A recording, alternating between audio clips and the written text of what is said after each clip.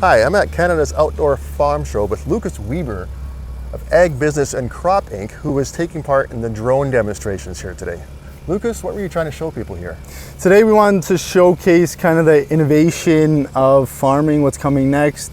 We saw spray drones in the States, now we're trying to showcase them in Canada and kind of what the capabilities they can achieve in Canadian agriculture. Perfect. And what are those capabilities? Because unfortunately pesticides are highly regulated and you can't really spray them at all. So what can farmers do with these drones currently? So currently there's a couple niches such as greenhouse painting. Okay. So in the winter time they want to paint their roofs to keep that heat in.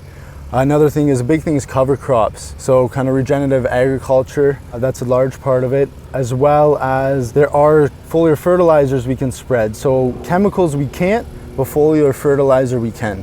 Okay. And now there's a varying size in the types of tanks that are used to apply those types of things. What are they? So here we got in stock, we have a 50-liter tank on the XAG P100 Pro, and then we can get a 60-liter tank if need be. But they kind of range between that 40 and 60-liter tank between all manufacturers. Okay. And when it comes to the seeding, what size tank is used for that? We have an 80-liter tank for seeding. Okay. So it's a fairly large tank. And then for spraying, it's 50 liters. So.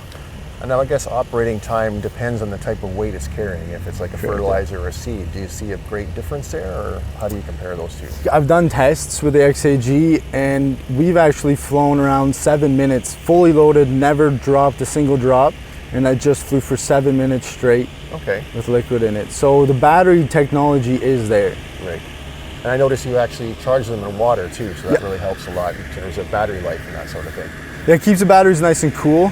Because in water, if you just push air through, it's not getting that real coolness, but if you're putting them in water, then it keeps those batteries nice and cool for battery longevity and a lot of different reasons to keep more efficiency up. Right. These types of shows, technology is always kind of a big seller of a lot of people that are really interested in seeing it.